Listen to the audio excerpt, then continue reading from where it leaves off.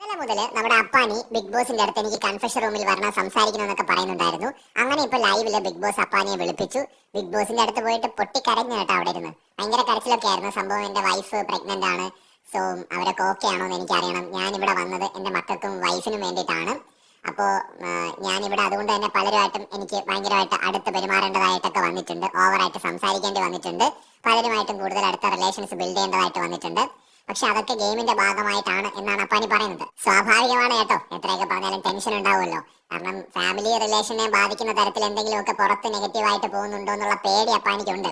എനിക്ക് തോന്നുന്നു അങ്ങനെ പേടിക്കാനൊന്നും അവിടെ നടന്നിട്ടില്ല. എന്താണെങ്കിലും അപ്പാനിയുടെ പേടി തന്നെയാണ് അപ്പാനിക്ക് പ്രശ്നമെന്ന് തോന്നുന്നു.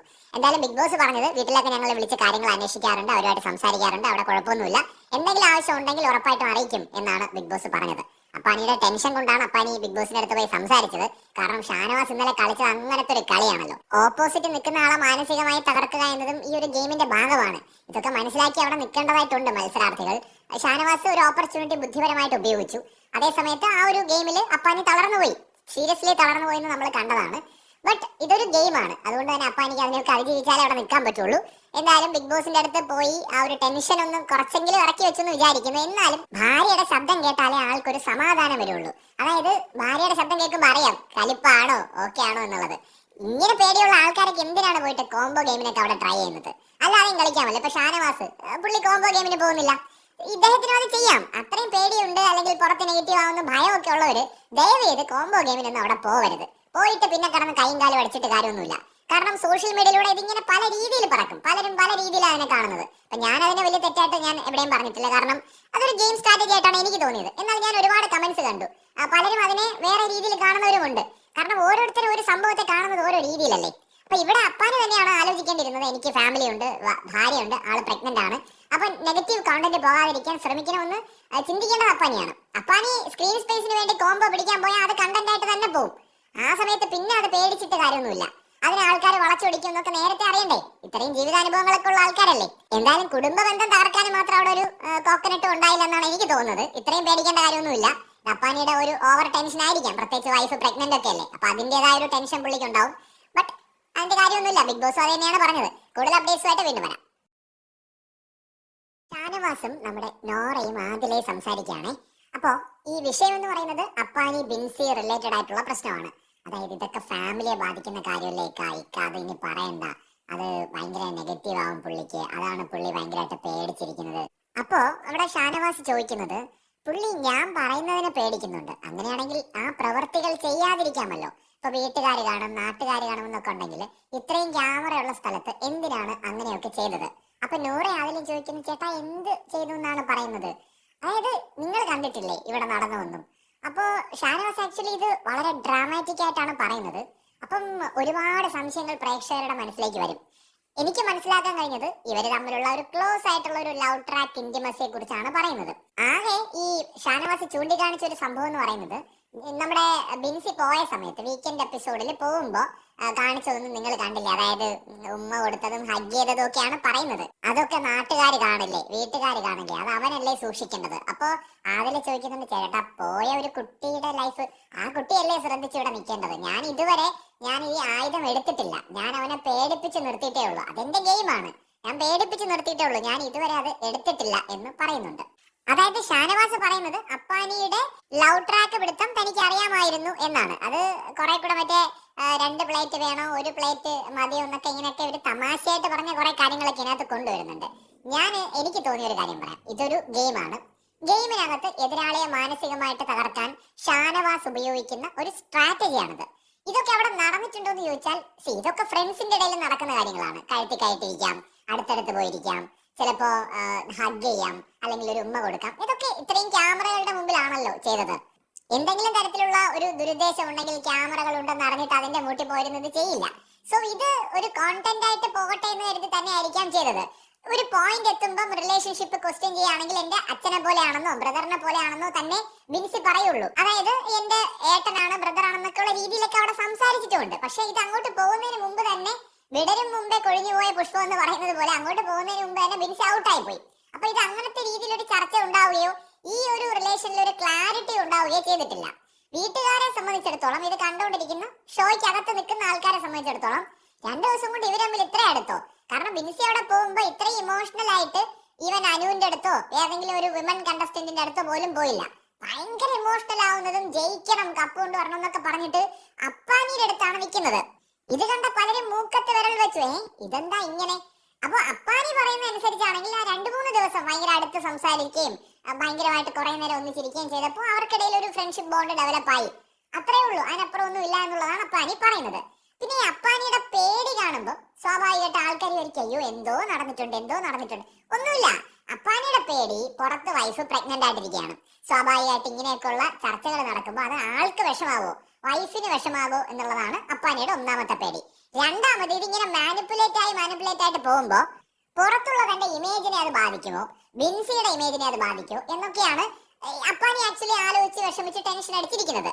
എന്നാൽ ഇത് ഒരു ഗെയിമായിട്ട് അവിടെ ഷാനവാസ് ഉപയോഗിക്കുന്നുണ്ട്. ഇതൊന്ന് തിരിച്ച് ഇമാജിൻ ചെയ്യുക, ഷാനവാസ് ഇതൊക്കെ ചെയ്യുകയാണെങ്കിൽ അപ്പാനി അക്ബറും ഗെയിമായിട്ട് ഇത് ഉപയോഗിക്കില്ലേ? ഇതിനു മുമ്പേ അവർ ഉപയോഗിച്ചാണ്. ഉപയോഗിക്കുക മാത്രമല്ല അവർ പച്ചയ്ക്ക് വിളിച്ച് പറയുകയും ചെയ്യും. കാരണം അവരുടെ ഗെയിമും അങ്ങനെയാണ്. അപ്പൊ അവനവന് കിട്ടുന്ന ഓപ്പർച്യൂണിറ്റീസ് അവരവർ ഉപയോഗിക്കുകയാണ്. ഇതൊരു ആത്യന്തികമായിട്ട് ബിഗ് ബോസ് അപ്പാനിയോട് പറഞ്ഞതുപോലെ ഒരു ഗെയിം ഷോ ആണ്. അപ്പൊ അതിലെ നൂറേം പറയണത് പുറത്തു പോയ കുട്ടിയെ കുറിച്ച് പറയണം മോശമല്ലേ? എടോ, ലോകത്ത് മുഴുവൻ നമ്മളൊക്കെ കണ്ട കാര്യമല്ലേ? അത് പറയുന്നതിന് എന്താ കുഴപ്പം? അതിന് പറയാൻ പാടില്ലാത്തൊന്നും അവിടെ നടന്നിട്ടൊന്നുമില്ല. ആർക്കെങ്കിലും ഒക്കെ അവരുടെ റിലേഷനിൽ ഈ പ്രേമത്തിലായിരുന്നോ എന്ന് സംശയം തോന്നുമായിരിക്കും. അതൊക്കെ സ്വാഭാവികമല്ലേ? അതൊക്കെ ആൾക്കാർക്ക് തോന്നുന്നു. അതില്ലെന്ന് അവര് പറഞ്ഞാൽ അത് തന്നെയാണ്.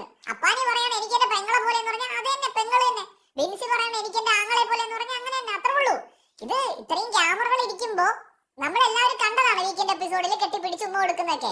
അതൊന്നും ഇവിടെ ആരും നെഗറ്റീവായിട്ടൊന്നും എടുത്തിട്ടൊന്നുമില്ല. ഇനി അങ്ങനെ എടുത്താൽ തന്നെ ഈ ലോകത്തുള്ള എല്ലാ മനുഷ്യരെയും സാറ്റിസ്ഫൈഡ് ആക്കിയിട്ട് എല്ലാവരെയും പറഞ്ഞ് ബോധ്യപ്പെടുത്തിയിട്ടൊന്നും ഇവിടെ ആർക്കും ജീവിക്കാനൊന്നും പറ്റില്ലല്ലോ. അപ്പൊ ഇത് പറയാനേ പാടില്ല, അയ്യോ ആ പേരേ പറയരുത് എന്നൊന്നും പറയേണ്ട കാര്യമൊന്നുമില്ല. പുറത്തുപോയ ആളെ കുറിച്ച് അവര് ഷോയിന്ന് പുറത്തു പോയിട്ടേ ഉള്ളൂ. ഷോയുടെ ഭാഗം തന്നെയാണ്. ഷോയുടെ എപ്പിസോഡൊന്നും ആരും ഡിലീറ്റ് ചെയ്ത് കളഞ്ഞിട്ടില്ല. കണ്ട പ്രേക്ഷകരുടെ മനസ്സിൽ നിന്ന് മായ്ച്ചു കളയാനും പറ്റില്ലല്ലോ. അപ്പൊ അതിലൊന്നും കാര്യമൊന്നുമില്ല. പക്ഷെ ഷാനവാസ് ഇതിനൊരു ഗെയിമായിട്ട് അവിടെ യൂസ് ചെയ്യുന്നുണ്ട്. അപ്പാനി പേടിക്കാതെ തന്റെ സ്റ്റാൻഡ് വ്യക്തമാക്കിയിട്ട് അതിനെ ഫേസ് ചെയ്യുക എന്നുള്ളത് മാത്രമാണ് അപ്പാനിയുടെ മുമ്പിലുള്ള ഏക വഴി. അതായത് എനിക്ക് അവൾ എന്റെ പെങ്ങളെ പോലെയാണെന്ന് കട്ടയ്ക്ക് പറ. നിനക്കെന്താ അത് കണ്ടാൽ മനസ്സിലാവൂലേ? എന്റെ സഹോദരിയാണ് അവളെന്ന് പറഞ്ഞോ, അല്ലെങ്കിൽ എന്റെ ഫ്രണ്ട് ആണെന്ന് പറഞ്ഞോ, കഴിഞ്ഞു. നീ വേറെ എന്താണ് കണ്ടതെന്ന് ചോദിക്കേ, ക്ലാരിറ്റി വരുത്ത്. അപ്പാനിയാണ് ഇവിടെ അതിനൊരു ക്ലാരിറ്റി വരുത്തേണ്ടത്, അത്രേ ഉള്ളൂ. ഇത് ഷാനവാസിന്റെ ഗെയിമാണ്. ആ ഗെയിമിനെ കൗണ്ടർ ചെയ്യുന്നതിന് പകരം അപ്പാനി പേടിച്ച് വിറച്ച് പുറത്തെ കാര്യങ്ങളെ കുറിച്ച് ഓവറായിട്ട് തിങ്ക് ചെയ്തിരുന്നാൽ അപ്പാനിക്ക് ഇത് നെഗറ്റീവായിട്ട് പോകും. അപ്പാനിക്ക് ഒരിക്കലും ഇതിനെ ഓവർകം ചെയ്യാൻ പറ്റില്ല. ഈ ഒരൊറ്റ ഗെയിമിൽ തന്നെ അപ്പാനി മാനസികമായിട്ട് വീണ് മിക്കവാറും പുറത്തു പോലും പോകാൻ ചാൻസ് ഉണ്ട്. അപ്പൊ ഇതൊരു ഗെയിമാണെന്ന് മനസ്സിലാക്കുക. ഷാനവാസിനെയും കുറ്റം പറയാൻ പറ്റില്ല. കാരണം ഷാനവാസ് ഇത് പറയാൻ പാടില്ല എന്ന് ഇവർക്ക് എങ്ങനെ പറയാൻ പറ്റും? അവിടെ നടന്ന കാര്യങ്ങൾ പറയാമല്ലോ. അതാണല്ലോ ഗെയിം എന്ന് പറയുന്നത്. അതിനെ കൗണ്ടർ ചെയ്യുക എന്നുള്ളതാണ് ഓപ്പോസിറ്റ് നിൽക്കുന്ന ആള് ചെയ്യേണ്ടത്. ഇപ്പൊ ഷാനവാസ് അപ്പാനിക്കെതിരെ ഒരു ആക്ഷേപം ഉന്നയിച്ചു കഴിഞ്ഞാൽ അതിനെ നേരിടുക എന്നുള്ളതാണ് അപ്പാനി ചെയ്യേണ്ടത്. ഒളിച്ചോടാൻ പറ്റില്ല. പേടിക്കേണ്ട കാര്യമൊന്നുമില്ല. അപ്പാനി തെറ്റ് ചെയ്തിട്ടില്ല എന്ന് ഉറപ്പുണ്ടെങ്കിൽ അപ്പാനി ആരെയാണ് പേടിക്കേണ്ട കാര്യം? അപ്പാനി ശക്തമായിട്ട് അതിനെ നേരിടുക. ഇല്ലാതെ ഇങ്ങനെ മാറി നടന്നു കഴിഞ്ഞാൽ ഇത് പല രീതിയിൽ ആളുകളിലേക്ക് സംശയം ഉണ്ടാകാം, തെറ്റിദ്ധാരണ ഉണ്ടാകാം, പല രീതിയിൽ വ്യാഖ്യാനിക്കപ്പെടാം. അപ്പോ ആ റിലേഷൻഷിപ്പിന് ഒരു ക്ലാരിറ്റി കൊടുക്കുക. ഷാനവാസ് പറയുന്ന കാര്യങ്ങൾക്ക് വായടപ്പിക്കുന്ന മറുപടി കൊടുക്കുക. അത്രേ ഉള്ളൂ ഇതിനൊരു സൊല്യൂഷൻ എന്ന് പറയുന്നത്. മറ്റൊരു വീഡിയോയുമായി വീണ്ടും വരാം. ബിഗ് ബോസ് മലയാളം സീസൺ 7 ഇന്ന് രാവിലത്തെ ടാസ്ക്, രാവിലത്തെ ബിഗ് ബോസ് കൊടുത്ത മോർണിംഗ് ആക്ടിവിറ്റിയിൽ, അതായത് ഈ കപ്പലിനെ മുക്കാൻ നോക്കുന്നത് ആരാണ്, രക്ഷിക്കാൻ നോക്കുന്നത് ആരാണ് എന്ന് പറയുന്ന ടാസ്കിൽ നമ്മുടെ ശൈത്യ വന്നിട്ട് അനുമോളുടെ പേരാണ് കപ്പലിനെ മുക്കാൻ ശ്രമിക്കുന്നവരായിട്ട് പറഞ്ഞത്. അത് വളരെ ഇൻട്രസ്റ്റിംഗ് ആയിട്ട് തോന്നി. അതിൽ ഞാൻ ശൈത്യയെ തെറ്റു പറയില്ല, അതിന് കാരണമുണ്ട്. അതായത് ഈ ശൈത്യ പറഞ്ഞത് ഇങ്ങനെയാണ്: ആദ്യമൊക്കെ വളരെ സന്തോഷമായിട്ട് പോയിക്കൊണ്ടിരുന്ന കപ്പലിനെ മുക്കാൻ ശ്രമിച്ചുകൊണ്ടിരുന്നത് അനീഷേട്ടനായിരുന്നു. പക്ഷേ ഇപ്പോൾ അത് ചെയ്തുകൊണ്ടിരിക്കുന്നത് അനുമോളാണ്. കാര്യം എൻ്റെ ഫ്രണ്ടൊക്കെ തന്നെയാണ്. ഇന്ന് രാവിലെ ഇവിടെ നടന്ന വഴക്കനുസരിച്ച് എല്ലാം കൂടെ നോക്കുമ്പോൾ അനുമോൾ ഈ കപ്പലിനെ മുക്കാൻ ശ്രമിക്കുന്നതായിട്ടാണ് എനിക്ക് തോന്നുന്നത്. രക്ഷിക്കാൻ നോക്കുന്നത് നമ്മുടെ ആര്യനാണ്. ആര്യൻ ക്യാപ്റ്റനായ മുതൽ തന്നെ ഒരുപാട് പ്രശ്നങ്ങളുണ്ട്. അതുകൊണ്ട് രക്ഷിക്കാൻ നോക്കുന്നത് ആര്യനാണ് എന്നും ശൈത്യ പറയുന്നുണ്ട്. ഒരു സുഹൃത്ത് എന്ന് കരുതിയിട്ട് മറ്റൊരു സുഹൃത്തിന്റെ തെറ്റുകൾ ചൂണ്ടിക്കാണിക്കാതിരിക്കേണ്ട കാര്യമൊന്നുമില്ല. അനുമോളുടെ മുമ്പിൽ നിർത്തിക്കൊണ്ട് ശൈത്യ ഒരു കാര്യം പറയുന്നത് വളരെ നന്നായിട്ടാണ് എനിക്ക് തോന്നിയത്. മാറിയിരുന്ന് കുറ്റം പറയുന്നതിനേക്കാൾ മുമ്പിൽ നിന്നുകൊണ്ട് തന്നെ ഒരു കാര്യം പറയുക എന്ന് പറയുന്നതാണ് ഏറ്റവും നല്ല കാര്യം. ആ നിലയ്ക്ക് ശൈത്യ പറഞ്ഞതിനോട് ഞാൻ യോജിക്കുകയാണ്. രാവിലെ തന്നെ കിച്ചണിൽ വന്നിട്ട് ഇത് കോഫി പൗഡർ എടുത്ത് മാറ്റി വെച്ചത് ആരാണെന്ന് പറഞ്ഞുകൊണ്ട് ദേഷ്യപ്പെട്ട് തന്നെയാണ് ഇന്ന് അനുമോൾ സംസാരിച്ചത്. അത് തെറ്റായി തന്നെയാണ് എനിക്ക് തോന്നിയതും. ഒരുപക്ഷെ ഇന്നലെ നടന്ന സംഭവങ്ങളുടെ തുടർച്ചയായിരിക്കാം അത്. പക്ഷേ ഈ ഒരു പെർട്ടിക്കുലർ ഇൻസിഡന്റ് മാത്രമായിട്ട് നമ്മൾ നോക്കുമ്പോൾ ഇത്രയും ദേഷ്യപ്പെടേണ്ട കാര്യം ഉണ്ടായിരുന്നില്ല. അത് എനിക്കും കുറച്ച് ഓവറായിട്ട് തോന്നി. ബട്ട് ശൈത്യയുടെ ആ ഒരു ഗെയിമിൽ ഉണ്ടായിരിക്കുന്ന ചേഞ്ച്, അതിന് കാരണം വീക്കെൻഡ് എപ്പിസോഡാണ്. അനുമോള് പുറത്ത് നെഗറ്റീവ് ആയെന്ന് കരുതിക്കൊണ്ടാണ് ശൈത്യ ഗെയിം മാറ്റിപ്പിടിച്ചത് എന്നതാണ് ഇതിൽ ഏറ്റവും ഇൻട്രസ്റ്റിംഗ് ആയിട്ടുള്ള കാര്യം. മറ്റൊരു വീഡിയോയുമായി വീണ്ടും വരാം. അനുമോളും രണയും തമ്മിലുണ്ടായ ഫൈറ്റില് തീർച്ചയായിട്ടും അനുമോളുടെ ഭാഗത്ത് മിസ്റ്റേക്സ് ഉണ്ട് എന്നുള്ളത് നമ്മൾ ഇന്നലത്തെ വീഡിയോകളിൽ തന്നെ പറഞ്ഞതാണ്. കാരണം രണ ഫാത്തിമയുടെ ഫാമിലിയിലേക്ക് ആദ്യം പോയത് അനുവാണ്. തിരിച്ച് രണ പറഞ്ഞുവെങ്കിൽ പോലും പിന്നെ ഏജിന്റെ ഒരു മെച്ചൂരിറ്റി ഒക്കെ അനുമോൾക്ക് ഇന്നലെ കാണിക്കാമായിരുന്നു. രണ ഫാത്തിമ 19 വയസ്സുള്ള കുട്ടിയാണെന്ന് പറയുമ്പോൾ 10-28-30 വയസ്സായ അനുവിന് അവരുടെ ഏജിന്റെ മെച്ചൂരിറ്റി കാണിക്കാമായിരുന്നു. ആ മെച്ചൂരിറ്റി ഇന്നലെ അനു കാണിച്ചിട്ടില്ല. ഇമ്മച്ചുവർ ആയിട്ടാണ് ഇന്നലെ ആ ഒരു വിഷയത്തിൽ അനുവും പ്രതികരിച്ചത് എന്നത് തന്നെയാണ് പൊതുവായ എന്റെ അഭിപ്രായം. പക്ഷേ ഇന്നലെ ആ ഒരു വഴക്കിന് കാരണക്കാരിയായത് രണ ഫാത്തിമയായിരുന്നു. പലതവണ അനു പറഞ്ഞിട്ടും അങ്ങോട്ട് പോയിട്ട് ഇറിറ്റേറ്റ് ചെയ്തുകൊണ്ടേയിരുന്നു. അവിടെ കൊണ്ട് നിർത്തിയില്ലെന്ന് മാത്രമല്ല, പിന്നീട് രണ ഫാത്തിമയുടെ നമ്മൾ എപ്പോഴും പറയുന്ന കോപ്രായങ്ങൾ, ഗോഷ്ടികൾ, ഇത് എപ്പോഴും മറ്റുള്ളവരെ ഭയങ്കരമായിട്ട് ഇറിറ്റേറ്റ് ചെയ്യുന്നതാണല്ലോ. അപ്പൊ ഇന്നലെ അതിനിടയിൽ രണ ഫാത്തിമ ചപ്പാത്തി കള്ളി എന്ന് അനുമോളെ വിളിച്ചു. അത് വളരെ മോശമായി പോയി. കാരണം അനുമോള് ചെയ്യാത്തൊരു കാര്യമാണ്. ഒരാള് ഭക്ഷണം മോഷ്ടിച്ചു എന്ന് പറയുന്നത്, പ്രത്യേകിച്ച് അവര് ചെയ്യാതിരിക്കുമ്പോ അങ്ങനെ പറയുന്നത് വളരെ മോശമാണ്. അവരത് ചെയ്തിട്ടുണ്ടെങ്കിൽ എല്ലാവരുടെയും റേഷനാണ്, ഒരാള് മാത്രം മോഷ്ടിച്ച് കഴിക്കുന്നത് തെറ്റാണ് എന്ന് നമുക്ക് പറയാം. അവരത് ചെയ്തിട്ടില്ല, ചപ്പാത്തി അവരെടുത്തിട്ടില്ല. പക്ഷെ അത് ലാലേട്ടൻ പ്രൂവ് ചെയ്ത് കാണിച്ചിട്ടും വീണ്ടും രണ അത് വിളിച്ചത് തെറ്റായി പോയെന്ന് നമ്മൾ ഇന്നലെ പറഞ്ഞിരുന്നു. പക്ഷെ ഇന്ന് രാവിലെ എന്ത് സംഭവിച്ചു എന്ന് വെച്ചാൽ, ഇന്ന് രണ ഫാത്തിമയ്ക്ക് കള്ളി എന്ന പേര് കിട്ടി. എന്തിനാണെന്നറിയാമോ? ചീസ് മോഷ്ടിച്ചു എന്ന് പറഞ്ഞിട്ട് വിളിച്ചതാരാണ്? നമ്മുടെ ഷാനവാസ്. അതിന് കാരണം എന്താ? ഷാനവാസ് ഒരു ഓറഞ്ച് എടുത്ത് കട്ട് ചെയ്ത് എല്ലാവർക്കും കൊടുത്തത് അപ്പാനിയുടെ ടീം ഈ ഓറഞ്ച് ആരാണ് എടുത്തതെന്ന് ചോദിച്ചപ്പോ രണ ഫാത്തിമ ഷാനവാസ് ആണെന്ന് പറഞ്ഞിട്ട് അവിടെ അവതരിപ്പിച്ചു. ലൈവിലാണ് നടന്നത്. അപ്പൊ സ്വാഭാവികമായിട്ട് ഷാനവാസ് ഉടനെ തന്നെ എന്ത് ചെയ്തു? നീ ചീസ് അടിച്ചു മാറ്റിയില്ലേ, മോഷ്ടിച്ചവളല്ലേ, നീ ചീസ് കള്ളിയല്ലേ എന്നും പറഞ്ഞുകൊണ്ട് ഷാനവാസ് ചാടി വീണു രണ ഫാത്തിമയെ കള്ളിയാക്കി.